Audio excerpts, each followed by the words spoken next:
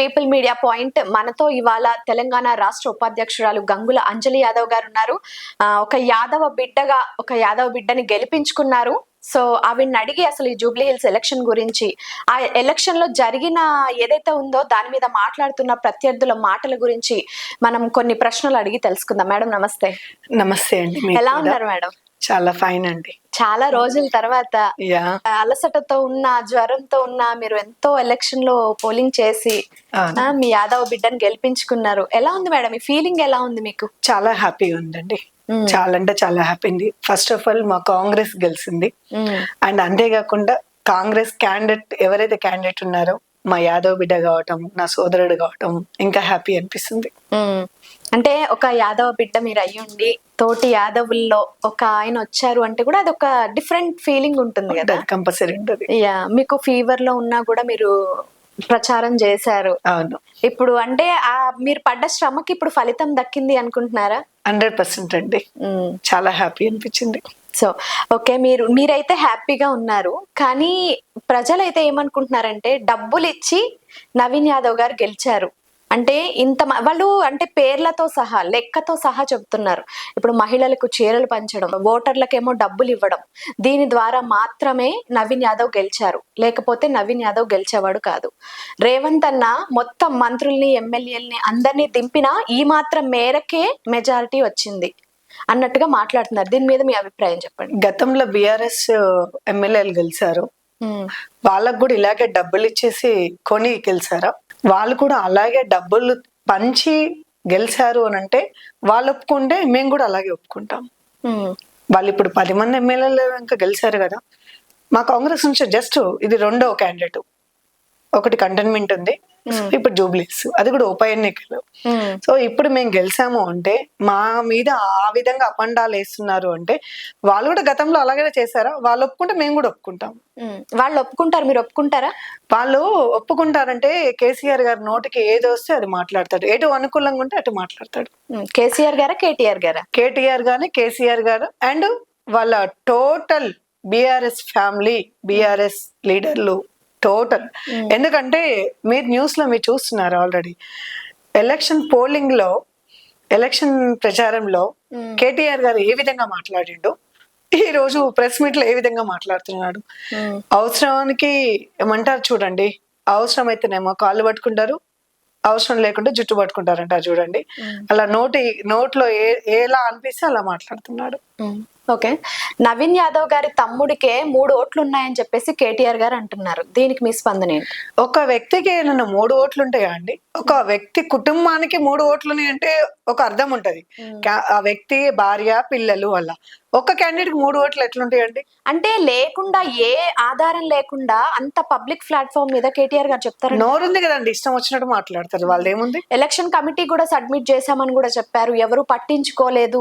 ఎందుకు పట్టించుకోరండి? డబ్బులు ఇచ్చి మేనేజ్ చేశారని కేటీఆర్ గారు క్లారిటీగా చెప్తున్నారు. ఇప్పుడు మీరు ఆల్రెడీ గతంలో సీఎం గా చేశారు మీ ఫాదర్, గతంలో బీఆర్ఎస్ పార్టీ ఉంది, మీకు పలుకుబడి ఉంది, మీరు మినిస్టర్లు ఉన్నారు, మీరు కంప్లైంట్ ఇస్తే పట్టించుకోరా? పట్టించుకుంటారు కదా. పట్టించుకోకుండా అయితే అసలు ఉండరు కదా. పట్టించుకోలేదనే చెప్తున్నారు. పట్టించుకోకుండా ఎలా ఉంటారండి? గవర్నమెంట్ అంత కళ్ళు మూసుకొని ఉందా? అంత బుద్ధిగా ఉందా? రేవంత్ రెడ్డి గారు పని కట్టుకొని కొంత మేరకు, అంటే ఏదైతే ఇప్పుడు 100% లో 75% ఉంటే 25% దొంగ ఓట్ల ద్వారా గెలిచారని కూడా అంటున్నారు ఆయన. ఇప్పుడు దొంగ ఓట్లు వేయడానికి ఎక్కడున్నామండి మనము? ఇప్పుడు మొత్తం సిస్టమ్ నడుస్తుంది. పోలింగ్ అయినా కూడా ఒకప్పుడు ఒక స్లిప్ మీద స్టాంప్ లాగా గుద్ది ఓట్లు వేసేవాళ్ళు జనాలు. అదే జెన్యూన్ గా ఉంటుంది. ఇప్పుడు ఎట్లా ఇది అదే జెన్యూన్ గా ఉంటే గవర్నమెంట్ రూల్ మార్చదు కదా. గవర్నమెంట్ రూల్ మార్చదు కదా. ఇప్పుడు ఏదైతే టెక్నాలజీ మారిపోయింది కదా, మొత్తం ఆటోమేటిక్ గా మార్చేసి మొత్తం వాళ్ళ సైడ్ ఉండేలాగా కూడా చేశారు రేవంత్ రెడ్డి గారు. ఇది ఒక రకంగా ప్రతిష్టాత్మకంగా తీసుకొని మరి నవీన్ యాదవ్ గారిని గెలిపించారంటున్నారు. మీకు తెలిసిన విషయమే ఇది. రాజకీయమైన, వ్యక్తిగతమైన, మనకి ఎట్లా అంటే మనకు అనుకూలంగా లేకుంటే, మనకు అపోజిట్ లో ఉంటే ఎన్నైనా మాట్లాడతారు. మాకు ప్రతిపక్షం, వాళ్ళు ప్రతిపక్షంలో ఉన్నారు కాబట్టి వాళ్ళు ఇష్టం వచ్చినట్టు మాట్లాడుతున్నారు ఇవాళ. అంటే ఎలాంటి ఆధారాలు లేకుండా ఏదైనా మాట్లాడతారు. 100% మాట్లాడతారండి. మొన్న జూబ్లీస్ ప్రచారంలో స్టేజీల మీద నోటికి వచ్చినట్టు మాట్లాడిండు. ఎట్లా మాట్లాడిండు మీరు చూడలేదా? ప్రజలు చూడలేదా? సోషల్ మీడియా చూడలేదా? ఎట్లా మాట్లాడిండు? నవీన్ యాదవ్ ఒక రౌడీ కొడుకు, వాళ్ళ కుటుంబం ఒక చీటరు, వాళ్ళు ఎట్లా గెలుస్తారు, వాళ్ళకి ఎట్లా ఓట్లేస్తారు రాబోయే. ఆయన అనడం కాకుండా మామూలుగా లోకల్ గా కూడా అదే పేరు ఉంది కదండి. లోకల్ ఎట్లా ఉంటదండి, వాళ్ళు చేసే మంచి పనులు, వాళ్ళు చేసే వాళ్ళకి ఎంత పేరుందో వాళ్ళ ఫ్యామిలీకి మీరు కూడా చూస్తున్నారు. వాళ్ళు చేసే సోషల్ సర్వీస్ కానీ, ఎంతో మంది పిల్లలు చదివించడం కానీ, ఎంతో మందిని ఆదుకోవడం కానీ, ఎన్నో హాస్పిటల్స్ చూడడం కానీ, అట్లా వాళ్ళ నాన్నకు ల్యాండ్ దందా కేసులు, అవి ల్యాండ్ దందా అంటే కామన్ అందరికి ఉంది. సిటీలో ఎంతమంది లేరండి, ఎంతమంది నాయకులు లేరు, బీఆర్ఎస్ పార్టీలో ఎంతమంది నాయకులు లేరు, మస్తు మంది ఉన్నారు. దానికి ఎన్ని మర్డర్లు చేశాడు, ఎన్ని మానభంగాలు చేశాడు, ఎంత రౌడీ సీటర్ అని ఎట్లా మాట్లాడతాడు. ఇవాళ రౌడీ సీటర్ అయితే జూబ్లీస్ ప్రజలు ఇంత మెజారిటీతో గెలిపించగలుగుతారా? ఓట్లు ఎందుకు ఇస్తారు? ఎంత మెజారిటీ వచ్చింది మనకు?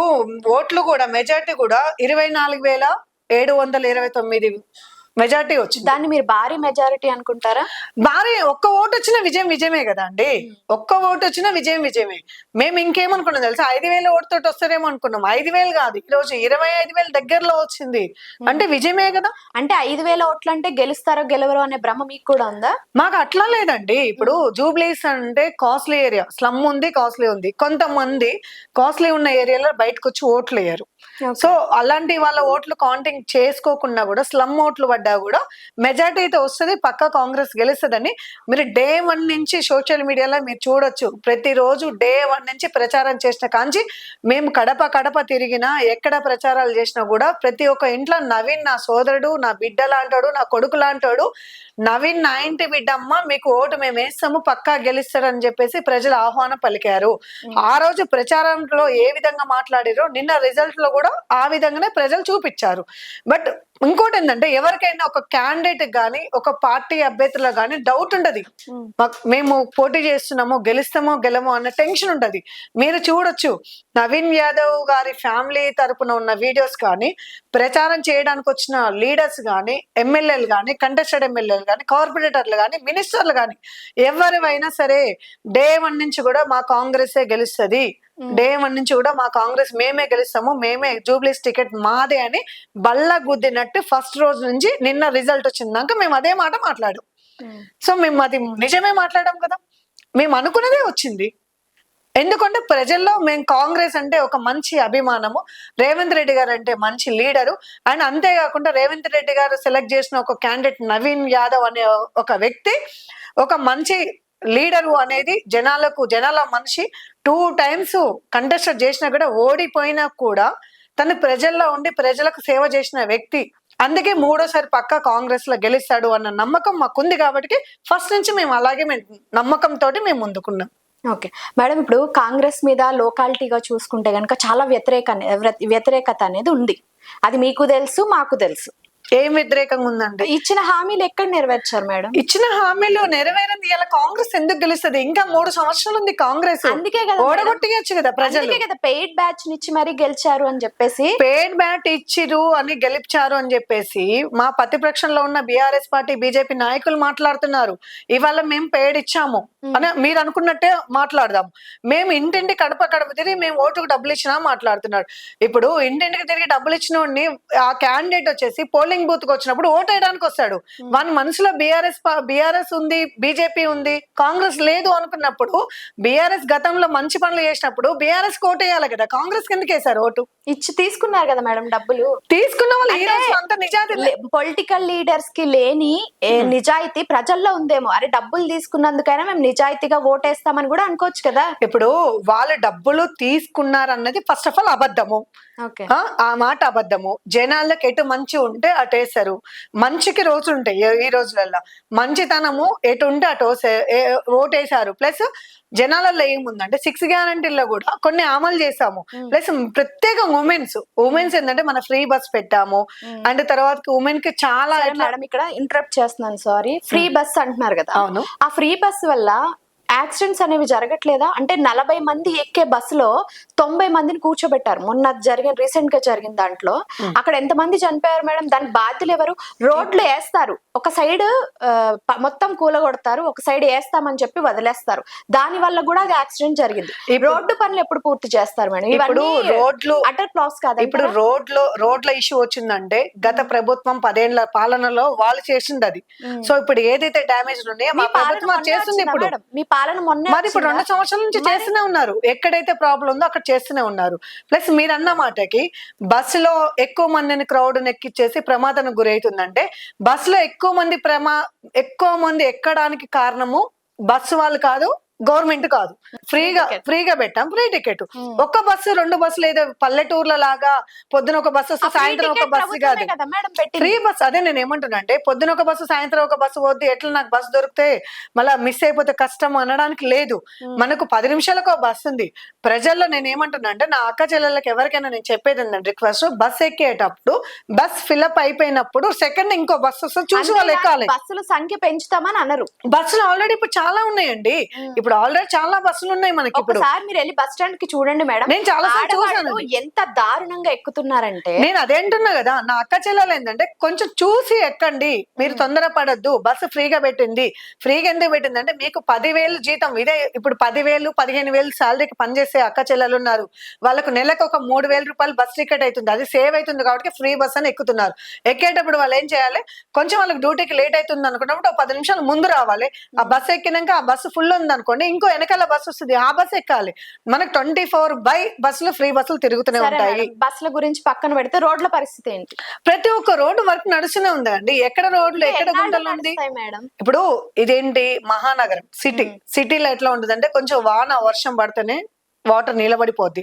అలాంటప్పుడు వర్షాలు బాగా వచ్చినప్పుడు రోడ్లు డ్యామేజ్ అవుతున్నాయి. డ్యామేజ్ చేసినప్పుడు ఆటోమేటిక్ గా మా జిహెచ్ఎంసీ నుంచి కానీ మా గవర్నమెంట్ నుంచి కానీ మనకి వర్షాలు పడుతున్నాయా మేడం? 365 days వర్షాలు పడవు. 365 days మన రోడ్డు డ్యామేజ్ ఉంటే ఈ విధంగా సిటీ ట్రాఫిక్ ఇంత ట్రాఫిక్ అయ్యి ఇంటింటికి 4 కార్లతోటి ఇంత సిటీ మొత్తం ఇంత ట్రాఫిక్ జామ్ అవ్వదు. ఇన్ని వెహికల్స్ రోడ్ల మీద తిరగవు. అయితే ఇప్పుడు రోడ్లు అన్ని బాగున్నాయి అంటారు మీరు? 100% అండి. డ్యామేజ్ అయితే ఇమ్మీడియట్ గా జిహెచ్ఎంసీ వాళ్ళు ఎమ్మటే యాక్షన్ తీసుకొని పని చేస్తూనే ఉన్నారు కదా. నేను స్కూటీ తీస్తాను, నేను కార్ తీస్తాను, నేను అవసరం అయితే బస్ కూడా ఎక్కుతా, అవసరం అయితే మెట్రో కూడా ఎక్కుతాను. మేడం మీకు అప్పుడు రోడ్లు కనిపించలేదా? ఎందుకు కనిపించలేదండి, నేను ఉండేది సిటీలోనే కదా. కాంగ్రెస్ వాళ్ళు డెఫినెట్ గా చేశామని చెప్తారు. సరే మిగిలిన గ్యారంటీల మాట ఏంటి, హామీల మాట ఏంటి? హామీల మాట ఇప్పుడు జూబ్లీస్ ఉప ఎన్నికలు ఉన్నాయండి. ఇప్పుడు జూబ్లీస్ ఉప ఎన్నికలు అయిపోయినాయి. సో ఈ రోజు మీరు చూసారు, మీరు కూడా చూసే ఉంటారు, మన సీఎం రేవంత్ రెడ్డి గారు నిన్న ప్రెస్ మీట్ పెట్టారు. ఇక మీద ఎలక్షన్స్ అయిపోయినాయి, ఇక మీద ఈ 3 సంవత్సరాల్లో మనం చేసేది ఏదైతే మిగిలిపోయిన గ్యారంటీలు ఉన్నాయో, ఏదైతే మన డెవలప్మెంట్స్ ఉన్నాయో, అభివృద్ధి పనులు మనం కలిసి కట్టుగా అందరం కలిసి అభివృద్ధిలో పని మీదనే మనము ఫోకస్ చేయాలి, వాటి మీదనే ఉండాలి. అది అన్ని చేసుకుంటూనే వచ్చాం కదండి 2 సంవత్సరాలు.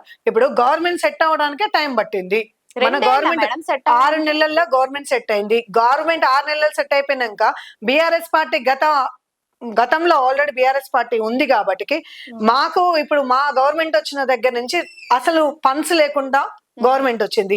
అలాంటి సీఎం ముఖ్యమంత్రి రెడ్డి గారు విదేశాలు తిరిగి అందరి దగ్గర కలిసి పెట్టుబడులు తీసుకొచ్చేసి ఈ 2 ఏళ్ల సంధి అభివృద్ధి పనుల మీదే తిరుగుతున్నారు. అభివృద్ధి పనుల మీదే మా నాయకులు పిసిసి మహేష్ కుమార్ గౌడ్ గాని అండ్ మినిస్టర్లు గాని ఎమ్మెల్యేలు గాని ప్రతి ఒక్క చోట అభివృద్ధి చేసుకుంటూనే ప్రజలకు చేసుకుంటూ వచ్చింది. అంటే 2 సంవత్సరాల్లో ప్రభుత్వం వచ్చిన తర్వాత ఏం అభివృద్ధి జరిగింది? ఇప్పుడు మీరు అన్నారు ఇందాక రోడ్లు రోడ్లు డెవలప్మెంట్స్ కానీ అండ్ దాంతో పాటు మహిళలకు ఫ్రీ బస్ పెట్టడం కానీ అండ్ మనకు గ్యాస్ కానీ తర్వాత కరెంట్ బిల్ కానీ ఇలా రైతు బంధు కానీ రైతు భరోసా కానీ పక్కా 100%. రైతుల దగ్గర స్పీడ్ బ్యాక్ తీసుకున్న వీడియోస్ ప్రతి ఒక్కటి ఉంటుంది సోషల్ మీడియాలో, మీరు తీసి చూపించచ్చు. అంటే Congress paid batch madam? Paid batch ఎందుకండి, ప్రజలు ఎక్కడ పెయిడ్ బ్యాచ్ ఉండదు?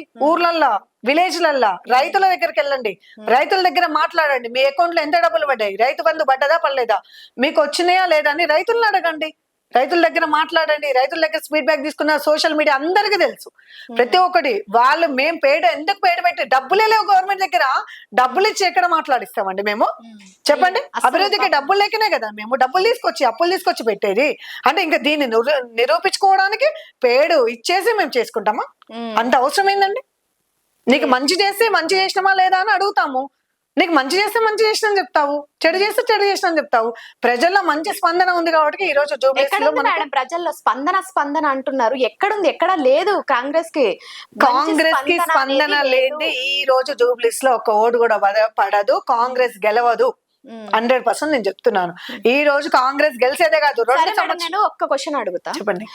ఎప్పుడు జరగంది కాంగ్రెస్ ప్రభుత్వం వచ్చిన తర్వాతే ఎందుకని ఇన్ని దాడులు జరుగుతున్నాయి? బాంబ్ బ్లాస్ట్ల దగ్గర నుంచి చూసుకుంటే ఎందుకని నవ్వుతున్నా సరే రేవంత్ రెడ్డి గారు కానీ ఎవరు కూడా స్పందించట్లేదు. అంటే ఏంటి, కాంగ్రెస్ పార్టీ అంటే మైనారిటీ పార్టీ, వాళ్ళ ఇష్టం వచ్చినట్టు చెయ్యొచ్చు, హిందువులకి రక్షణ లేదు అనే మాట క్లియర్ గా వినిపిస్తుంది. ఇప్పుడు మీరు అన్నట్టు ఎక్కడ ఘోరాలు ఎక్కడ ఏం జరిగినాయండి? ఢిల్లీలో జరిగింది కదా మేడం, ఇప్పుడు ఢిల్లీలో అది కూడా ఎవరు మన హైదరాబాద్ వాసులే చేశారు. ఢిల్లీలో జరిగిందంటే నేషనల్ పార్టీ కళ్ళు మూసుకొని ఉందా అండి?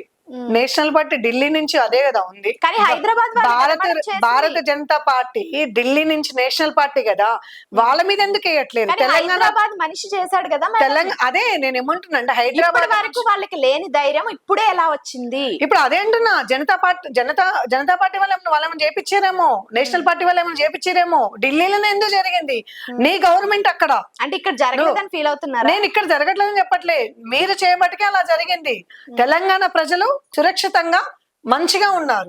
తెలంగాణ గవర్నమెంట్ మంచిగా ఉంది కాబట్టి తెలంగాణ మంచిగా ఉన్నారు. ఈ రోజు నీ రాష్ట్రంలో నువ్వు కళ్ళు మూసుకొని ప్రజలు పట్టించుకోవట్లేవు కాబట్టి నరేంద్ర మోడీ గారు సైలెంట్ గా ఉన్నారు కాబట్టి నీ ఏరియాలో అట్లా జరిగింది. ఆయన సైలెంట్ గా ఉన్నారా మేడం? అంతే కదండి. పాకిస్తాన్ వాళ్ళ మీద మనం తిరిగి చేసిన దాడి మీకు తెలియలేదా? తెలుసండి. మరి ఆయన ఎలా సైలెంట్ గా ఉంటారు? ఇప్పుడు జరిగిన దానికి మాట్లాడుతున్నా నేను. ఇప్పుడు జరిగిన దానికి మీరు అన్న మాటకు నేను మాట్లాడుతున్నా. ఇంకా వాళ్ళు మోదీ గారు ఎవరైతే ఉన్నారో వాళ్ళు ప్రత్యేక నిఘా ఉండడం వల్లే వాళ్ళు ఏదైతే ఒక విష ప్రయోగం చేశారో అది ఆగిపోయింది. ఇప్పుడు వాళ్ళు తెలంగాణ మీద దారుణంగా విష ప్రయోగం చేస్తున్నారు. ఇప్పుడే మీరు మాట్లాడారు, మైనార్టీ ఓట్లు పడబడికి కాంగ్రెస్ కలిసింది, హిందూ ఓట్లు పడలేదన్నారు. హిందూ ఓట్లు పడలేదని ఎందుకు వేరు బంధం చేస్తున్నాడు? హిందూ అంటే బీజేపీ పార్టీ అనేది వాళ్ళు ఒకటి క్రియేట్ చేశారు. ఏది రాముల వారి టెంపుల్ అని చెప్పేసి. మేడం, నిజంగా ప్రజల దగ్గరికి వెళ్ళి మేము ప్రత్యేకంగా బైట్స్ తీసుకున్నప్పుడు నవీన్ యాదవ్ అంటే మాకు చెందిన వ్యక్తి, ఎంఐఎం పార్టీ ఎవరెందుకు బండి సంజయ్ గారు అన్నారు. డైరెక్ట్ ఆయన అన్నారు కదా, ఎంఐఎం పార్టీ వల్లే గెలిచాడు నవీన్ యాదవ్, లేకపోతే ఆయన గెలవకపోదుడు అన్నారు. ఎంఐఎం పార్టీ అంటే ఎంఐఏ పార్టీ కాంగ్రెస్ పార్టీ ఒకటి అని మీరు అన్నారు. ఎంఐఏ పార్టీ వాళ్ళు మాకు సపోర్ట్ చేశారు కదా, సపోర్ట్ చేయబడికి మేము గెలిచాం. తెలంగాణ ప్రజలందరూ కూడా మాకు సపోర్ట్ చేశారు. ఈ రోజు మీరు ఆ మాట మాట్లాడుతున్నారు. బీఆర్ఎస్ పార్టీ మీరు ఒకటేనా? బండి సంజయ్ గారికి నేను ఒకటే అంటున్నాను, బీఆర్ఎస్ పార్టీ బీజేపీ పార్టీ ఒకటి కాబట్టి కుమ్మక్కైపోయి మరి హిందూస్ ఓట్లు మరి పడకుండా మీరు కావాలని చెప్పేసి మీకు బీఆర్ఎస్ పార్టీకి పడేలాగా మీరు చేశారా? అంతే కదా. లేదు మీరు అలా ఏమన్నా మీరు ప్రతిపక్షంలో మీరు ఉండి మాకు ముస్లిం వేరు హిందూ వేరు అని మీరు చేయబట్టికి మరి ఒకవేళ మీరు మాకు ఓట్లు పడితే ఇంకా మెజార్టీతో గెలిచేవారు. మీరు అన్న మాట చెప్తున్నా, ఒకవేళ హిందూస్ ఓట్లు పడలేదని మీరు అంటున్నారు కదా, ఇంకా హిందూస్ ఓట్లు కూడా మాకు పడితే మేము ఇంకా మెజార్టీ. కానీ హిందూస్ ఓట్లు కూడా మాకు పడ్డాయి, మేము పడలేమని మేము చెప్పట్లే. ఆల్ కాస్ట్ నుంచి అందరు ఓట్లు మాకు పడబడికి ఈ మెజార్టీ వచ్చింది. ఎవరైతే మీరు పడలేదు ఓట్లు అన్నారు కదా, బీఆర్ఎస్ తో మీరు కుమ్మక్కయ్యారు కాబట్టి ఆ మిగతా ఓట్లు కూడా చీలి ఆ బీఆర్ఎస్ పోయినాయి. మీరు చీలా అయ్యి అని చెప్పి మీరు కవర్ చేసుకుంటున్నారు, కానీ యాక్చువల్ గా జరిగింది అయితే మైనారిటీల వల్లే నవీన్ యాదవ్ గెలిచాడని ప్రతి ఒక్కరు చెప్తున్నారు. రేపు మంచి కూడా వాళ్ళకే చేస్తారా లేకపోతే అందరికీ చేస్తారా? ఇప్పుడు ఈ మాట చాలా తప్పు మాట అండి. బీజేపీ పార్టీ వాళ్ళైనా బీఆర్ఎస్ పార్టీ వాళ్ళైనా బండి సంజయ్ గారికి నేను ఏం చెప్తున్నా అంటే, మీరు హిందూ ఓట్లు పడలేదు అని అంటే హిందూసే బుద్ధి చెప్తారు నీకు. నేను చెప్తున్నా, మైనార్టీ ఓట్లు పడితేనే కాంగ్రెస్ గెలిచింది, హిందూ ఓట్లు పడలేదంటే నేను ఒక హిందూ, నేను ఒక బీసీ బిడ్డని, నేను ప్రచారం చేసిన, నాది ప్రతి ఒక్క వీడియో ఉంటది చూసుకోవచ్చు. నేను ప్రతి ఒక్క కడప పోయినా బొట్టు పెట్టి మరీ చెప్పిన. సో ఆ హిందూస్ అందరూ నేను పోయితే నేను మాట్లాడిన అక్క చెల్లెలందరూ ఓటు వేస్తా అన్నారు. ఈ రోజు మీ ఓట్లు పడలేదు అని అంటే వాళ్ళందరూ బీఆర్ఎస్ కేసినట్టే కదా. అంటే మీరు వాళ్ళని తక్కువ చేసి మాట్లాడుతున్నారు కదా. అంటే వీళ్ళు కాంగ్రెస్ కేయలేదు బీఆర్ఎస్ కేసిరని మీరు వాళ్ళని క్లియర్ గా కనిపించేలాగా మాట్లాడుతున్నారా? మేము ఆ భేదం అసలు ఏ ధైర్యంతో అంత పబ్లిక్ గా అంటున్నారు మేడం? ఏ ధైర్యంతో అంత పబ్లిక్? ఏదో నోరు ఉంది కదండి, ఏదో ఒకటి మాట్లాడాలి. ఫస్ట్ ఆఫ్ ఆల్ ఆధారాలు లేకుండా ఫస్ట్ ఆఫ్ ఆల్ మీకు పదవులు లేవు, ఫస్ట్ ఆఫ్ ఆల్ గవర్నమెంట్ లేదు మీకు. మా గవర్నమెంట్ వచ్చింది, మా గవర్నమెంట్ చూసి సాధించలేక 2 సంవత్సరాల నుంచి ఇదే బాధ. ఇంకా 3 సంవత్సరాలు ఉంది. ఆ 3 సంవత్సరాలు కేంద్రంలో ఎందుకు లేదంటారు? ఇప్పుడు మీరు అన్నట్టు తెలంగాణలో కొన్ని రోజులు బీఆర్ఎస్ ఉంది, ఇప్పుడు మన కాంగ్రెస్ వచ్చింది. ఇప్పుడు ఇక్కడ తెలంగాణ రాష్ట్రాల్లో ఆంధ్ర రాష్ట్రంలో అంటే ఇక్కడ మైనారిటీ అని కుల మత భేదాలు చెప్పి గెలుస్తారు. మరి కేంద్రంలో ఎందుకు గెలవట్లేదు? ఇప్పుడు కేంద్రంలో ఉంది అంటే ఎక్కడ రాజకీయం అక్కడ అండి, ఎక్కడ అభిమానం అక్కడ. కేంద్రంలో వచ్చేసి బీజేపీకి ఉంది, తెలంగాణ రాష్ట్రం వచ్చేసి మన కాంగ్రెస్ కు ఉంది. ఒక్క చోట ఓటమి, ఒక్క చోట గెలుపు అనేది సహజం. పొద్దున కేటీఆర్ కూడా అదే అన్నారు, ఒకసారి గెలుస్తాం ఒకసారి ఓడిపోతాం, అది సహజం అని చెప్పారు. అదే విధంగా ఈ రోజు హైదరాబాద్ జూబ్లీస్ లో మేము గెలిచాము, ఈ రోజు బీహార్ లో మేము ఓడిపోయాము, అది సహజం. అది ఇక్కడ తెలంగాణ గడ్డ మీద గెలిచాంగా. మన ప్రభుత్వము తెలంగాణలో కాంగ్రెస్ ప్రభుత్వం ఉంది, మా టికెట్ మాకు గెలిచిందంటే మాకు సంతోషమే కదా. అది మీకు తట్టుకోలేకపోతున్నారు, అది తట్టుకోలేక ఆ విధంగా మాట్లాడుతున్నారు, తట్టుకోలేక మీ మీద కుట్రపూరితంగా మాట్లాడుతున్నారు, అంతే కదా. ఎన్ని చేసినా కాంగ్రెస్ విజయం సాధించింది 100%. సరే మేడం, ఇప్పుడు ఇంత పబ్లిక్ గా కేటీఆర్ గాని లేకపోతే బండి సంజయ్ గారు గాని ఇన్ని వ్యాఖ్యలు చేస్తున్నారు కదా, అంటే ఎలా చేస్తున్నారు అంటారు అసలు ఇంత పబ్లిక్ గా? ప్రభుత్వాన్ని కూలగొట్టాలి, రేవంత్ రెడ్డి గారిని పక్కకు తప్పియాలి, వాళ్ళ ప్రభుత్వం రావాలి అన్నది వాళ్ళ ఆలోచన. అది ఎప్పుడు నుంచి అంటే కాంగ్రెస్ గెలిచిన కాంచి ఉంది. ఏదైతే 2023లో డిసెంబర్ 13 రోజు రిజల్ట్ వచ్చిందో, సీఎం రేవంత్ రెడ్డి గారు ముఖ్యమంత్రి అని తెలిసిందో, ఆ రోజు నుంచి బీఆర్ఎస్ బీజేపీ పార్టీ వాళ్ళు ఇదే గోల. ఇప్పుడు బై లక్ లో కూడా నవీన్ యాదవ్ గారు గెలిచారు, లేకపోతే ఆ కాంగ్రెస్ పార్టీకి అది కూడా రాకపోతుంది కూడా అంటున్నారు. అసలు బై లక్ లో గెలవటం ఏంటండి? ఇది ఎలక్షన్ ఓటింగ్. ఇది ఏదో నువ్వు నేను కబడ్డీ ఆడితే గెలిచింది కాదు. Election voting, polling, by election. BRS party నుంచి క్యాండిడేట్ గెలిచి గతంలో మీకు ఎమ్మెల్యేగా ఉన్నాడు. అలాంటిది ఇప్పుడు అనుకోని పరిస్థితుల్లో ఆయన కాలం చేయబట్టికి మళ్ళీ బై ఎలక్షన్ పెట్టబట్టికి నవీన్ యాదవ్ గారు గెలిచారు. పోటా పోటీ మీద ప్రచారం అయింది. బై లక్కీ ఏందండి? బై లక్కీ అయితే మీరు అంత హార్డ్ వర్క్ చేసి నేను ఏమంటానంటే, ఏనండి, మీరు బై లక్కీలో నవీన్ గెలుస్తాడు అనుకున్నప్పుడు మీరు ఎంత హార్డ్ వర్క్ బీఆర్ఎస్ చేసి ఎందుకు ప్రచారాలు చేశారు? మీరు ఎందుకు మీటింగ్లు పెట్టారు? నిజంగా ఈ విషయంలో బీఆర్ఎస్ ని మెచ్చుకోవచ్చు మేడం. మాగంటి గోపీనాథ్ గారు అంటే ఒక బ్రాండ్ అన్నట్టే. ఇప్పుడు ఆయన ప్లేస్ లో ఆయన సతీమణి వచ్చినా సరే మంచి గట్టి పోటీ ఇచ్చింది. ఇది మీరు ఒప్పుకుంటారా ఒప్పుకోరా? ఇప్పుడు ఒకటండి, ఆడవాళ్ళకు అవకాశం ఇవ్వాలి. ఫస్ట్ ఆఫ్ ఆల్ నేను ఒక ఉమెన్ కి రెస్పెక్ట్ ఇస్తాను. ప్లస్ ఆ ఉమెన్ గా ఆవిడ బయటకు వచ్చేసి వాళ్ళ హస్బెండ్ తరపున నిలబడ్డది. మేము ఒకప్పుడు చాలా హ్యాపీగా అనిపించింది, ఒక ఉమెన్ ని నిలబెడుతున్నారు, బెటరు అనుకున్నాము. అలాంటిది ఆవిడకి ఏమీ తెలియని వ్యక్తి ఫస్ట్ ఎలక్షన్ ప్రచారం స్టార్ట్ అయినప్పుడు ఏ విధంగా మాట్లాడింది, లాస్ట్ కి నిన్న రిజల్ట్ వచ్చినాక ఏ విధంగా మాట్లాడిపోతుంది, దౌర్జన్యం చేసి ఓట్లు వేసుకొని గెలిచిరని మాట్లాడుతుంది సునీత గారు. ఆమె అది మాట్లాడే మనిషేనా? ప్లస్ ఆమెని నిలబెట్టారు ఏం తెలియకుండా. ఎందుకంటే బీఆర్ఎస్ మీద అభిమానం ఉన్నోళ్ళు ఉంటారు. గతంలో బీఆర్ఎస్ పార్టీ ఉంది, బీఆర్ఎస్ ముఖ్యమంత్రిగా మన కేటీఆర్ వాళ్ళ ఫాదర్ గారు ఉన్నారు, కేసీఆర్ గారు. మీ అభిమానం మీకుంది, మీరు ప్రచారం చేశారు. సో మీకు పడే ఓట్లు మీకు పడ్డాయి, మాకు పడే ఓట్లు మాకు పడ్డాయి. కానీ విజయం అయితే మాదేంది. సో ఇది పోటాపోటీ మీద కాంది. లక్కీగా ఇదేంటంటే లక్కీ డ్రా ఎమ్మెల్యే అవ్వడానికి. నువ్వు నేను పేర్లు వేసి తీస్తే లక్కీ డ్రా వచ్చినట్టు ఏమైనా నవీన్ యాదవ్ కి చిట్టీలు రాసి లక్కీ డ్రా వచ్చి ఎమ్మెల్యే వచ్చిందా? లక్కీ కాదు, వచ్చారు అని అనుకుందాము. మరి ఏంటి నెక్స్ట్ వచ్చే జిహెచ్ఎంసీ ఎన్నికల పరిస్థితి ఏంటి?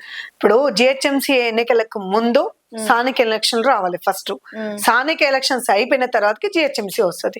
స్థానిక ఎలక్షన్స్ రావడానికి ఇప్పుడు ఈ జిహెచ్ఎంసీ అంటున్నాం మనం. ఇప్పుడు జూబ్లీస్ ఎలక్షన్స్ అయిపోయినాయి కాబట్టి నెక్స్ట్ స్థానిక ఎలక్షన్ రాబోతున్నాయి. స్థానిక ఎలక్షన్లలో కూడా 100% కాంగ్రెస్ పార్టీ విజయం సాధిస్తుంది. 100% కాంగ్రెస్ జెండా ఎగురుతుంది. కానీ మీరు ఇలా చెప్తున్నారు, ఓకే, మనకి ఇక్కడ సిటీస్ లో మీరు అన్నట్టు జూబ్లీ హిల్స్ లో రిచ్ పీపుల్ ఉంటారు అది ఇది అని చెప్పారు కాబట్టి ఓకే, ఇక్కడ కాంగ్రెస్ వచ్చిందా అది ఇది అని అనుకోవచ్చు. కానీ ఈ జిహెచ్ఎంసీ గానీ స్థానిక గానీ పల్లెటూళ్ళల్లో కూడా ఉంటాయి కదా. సో అక్కడ ఏంటంటే బీఆర్ఎస్ కి మంచి సపోర్ట్ ఉంది.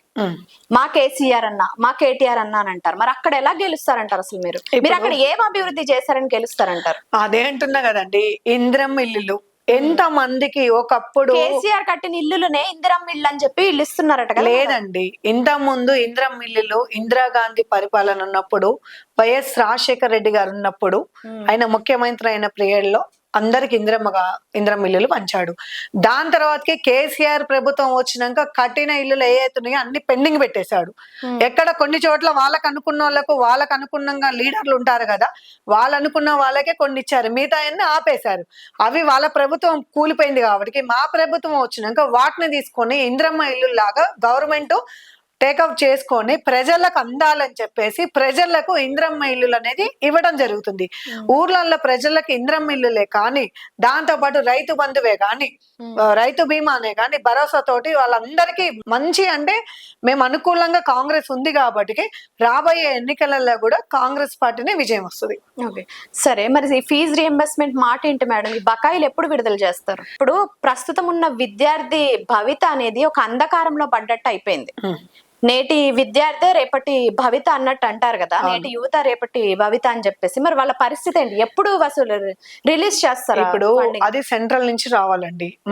మా ముఖ్యమంత్రి సీఎం రేవంత్ రెడ్డి గారు లేదని చేతులు ఎత్తేస్తారా? మా ముఖ్యమంత్రి సీఎం రేవంత్ రెడ్డి గారు కొట్లాడేది దాని మీద. స్టూడెంట్స్ గురించి కానీ, ప్రజల గురించి కానీ, తెలంగాణ రాష్ట్ర ప్రజల గురించి కానీ, ప్రతి ఒక్క సమస్యల మీద మేము బీజేపీ పార్టీ నుంచి మేము కొట్లాడుతున్నాము. ఏదైతే అమల్లోంచి పాస్ చేసిరో ఎమ్మటి ఇమ్మీడియట్ గా మన తెలంగాణలో కూడా పాస్ అయిపోద్ది. ఓకే, ఇంకొకటి మేడం, ఈ బీసీ బిడ్డని మినిస్ట్రీ ఇచ్చే అవకాశం కూడా ఉందన్నట్టు అంటున్నారు. దీని మీద ఇప్పుడు బీసీ బిడ్డకు అవకాశం ఇస్తే మాకు కూడా మంచిదే. సీఎం రేవంత్ రెడ్డి గారు ఒక ఓసీఐ కూడా బీసీల పట్ల చాలా, అంటే చాలా మంచి పనులకు బీసీలని అనుకూలంగా చేయాలి, బీసీలకు న్యాయం జరగాలి. ఉద్యమం అనేది ఇంకా కంటిన్యూ అవుతానే ఉంది, దానికి ఎప్పుడు సొల్యూషన్ లేదా? బీసీ ఉద్యమం కంటిన్యూ అవుతుందంటే అండి, మన 52% రిజర్వేషన్ తీసుకొచ్చి అమలు చేసినాక మా ముఖ్యమంత్రి గారు పిసిసి మహేష్ కుమార్ గౌడ్, మా సీనియర్ నాయకులు, మినిస్టర్లు అందరు కలిసి పోరాడారు. పోరాడిన తర్వాతకి బీసీ బిల్ పాస్ చేస్తున్నాము, బీసీ రిజర్వేషన్ పాస్ చేస్తున్నాం అని చెప్పేసి లాస్ట్ మూమెంట్ లో ఆపేశారు. కరెక్ట్ గా ఎలక్షన్ టైమ్ లో తీసుకొచ్చారు కదా మేడం. ఇది ఎలక్షన్ అంటే తెలివిగా ప్రజలను ఎలా మభ్య పెట్టాలో తెలుసుకుని ఎలక్షన్ స్టార్ట్ అవుతుంది అనగా బీసీ ఉద్యమం స్టార్ట్. బీసీ ఉద్యమం స్టార్ట్ ఏం అవ్వలేదండి. బీసీ ఉద్యమం ఎప్పటి నుంచో నడుస్తుంది. ఎలక్షన్ ముందు ఏం కాదండి, ముందు నుంచే దాని బీసీల గురించి పొట్లాడారు. మా బీసీ నాయకులు కొంతమంది ఉన్నారు, ముఖ్యమంత్రి రేవంత్ రెడ్డి గారు, మినిస్టర్లు అందరు కూడా ఓసీలు అయి కూడా మా కాంగ్రెస్ లో ఎవరైతే ఉన్నారో అందరు బీసీల కోసం పోరాడి 42% రిజర్వేషన్ ఏదైతే ఉందో దాన్ని తీసుకురొచ్చి ఉమెన్స్ కూడా మంచి అవకాశం ఇచ్చేలాగా బీసీల గురించి చైతన్యం తీసుకురావాలని చెప్పేసి మా గవర్నమెంట్ ప్రభుత్వం అనేది ముందండు ఉండి చేస్తుంది. ఇప్పుడు ఈ బీసీ ఉద్యమం అనేది ఇది సాల్వ్ అవ్వాలి అంటే కేంద్ర ప్రభుత్వం, రాష్ట్ర ప్రభుత్వం కూడా కలిసి పనిచేయాలి.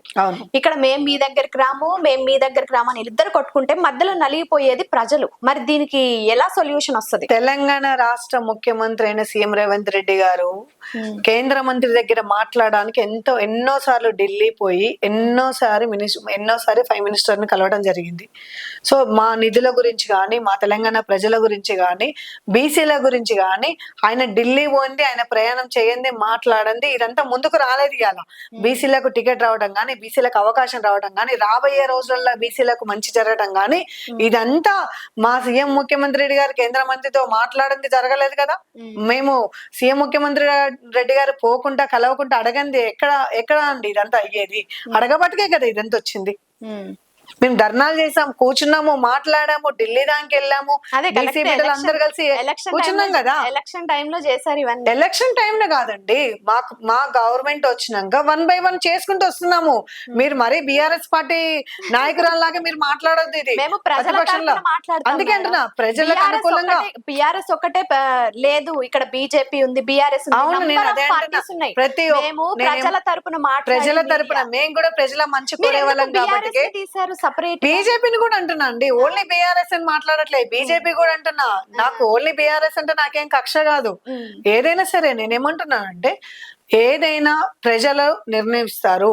ప్రజలకు ఏ మంచి పనులు ఏ గవర్నమెంట్ చేస్తుందో వాళ్ళకే ఆహ్వానం పలుకుతారు. గతంలో కేసీఆర్ గారు, మీ నాన్నగారు ఫస్ట్ సీఎం అయ్యారు, మంచి పనులు చేశారని అనుకున్నారేమో. రెండోసారి ప్రజలు ఓటేసి మళ్ళీ గెలిపించారు, 2 సార్లు సీఎం అయ్యారు. ఇప్పుడు 3వసారి ఏం చేశారు? మీ మీద నమ్మకం పోయింది కాబట్టి ప్రజలు కాంగ్రెస్ ఓటేశారు. అంటే ప్రజల్లో ఉండబట్టే కదా. ఓట్ల గ్యాంబ్లింగ్ అని చెప్తున్నారు కదా మేడం. ఓట్ల గ్యాంబ్లింగ్ చేసింది బీజేపీ పార్టీ. మా పార్టీ అధినేత రాహుల్ గాంధీ గారు ఓటు చోరీ మీద క్లియర్ గా తీశారు.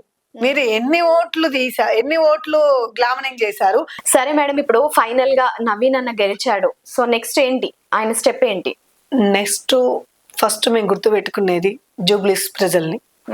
జూబ్లీస్ ప్రజలు ఎంతో అభిమానంతో మా కాంగ్రెస్ కి ఓటేసి నవీన్ అన్నని మనము గెలిపించారు కాబట్టి జూబ్లీస్ అభివృద్ధి మీద నవీన్ ఫోకస్ పెట్టబోతున్నాడు. సో ఫైనల్ గా ఈ జిహెచ్ఎంసీ ఎన్నికల గురించి కాంగ్రెస్ ఎట్లా ముందుకెళ్తుంది అదొక్కటి చెప్పేద్దాం. ఇప్పుడు జిహెచ్ఎంసీ ఎలక్షన్స్ కు ముందు స్థానిక ఎలక్షన్స్ పక్క ముందలు అవే వస్తాయి. స్థానిక ఎలక్షన్స్ తర్వాతనే జిహెచ్ఎంసీ ఎలక్షన్స్. ఎక్కడైనా సరే మా కాంగ్రెస్ జెండా ఎగురుతుంది. కాంగ్రెస్ అంటే మనకు జనాలలో మంచి అభిమానం ఉంది కాబట్టి కాంగ్రెస్ గెలుస్తుంది. కాబట్టి ఈ తెలంగాణ రాష్ట్రం అభివృద్ధి గురించే మా కాంగ్రెస్ నాయకులు కానీ, మా ముఖ్యమంత్రి కానీ, మా మంత్రులు కానీ ప్రతి ఒక్కరు మేమందరం కలిసికట్టుగా ఉండి మేము పనిచేస్తాం. Okay, thank you madam. Me valuable time మా కోసం ఇచ్చి ఎంతో మంది డౌట్స్ కి సమాధానాలు చెప్పినందుకు ధన్యవాదాలు మేడం. థ్యాంక్ యూ అండి. మీకు కూడా లైక్ చేయండి, షేర్ చేయండి, సబ్స్క్రైబ్ చేయండి. మరిన్ని వీడియోల కోసం బెల్ సింబల్ పై క్లిక్ చేయండి.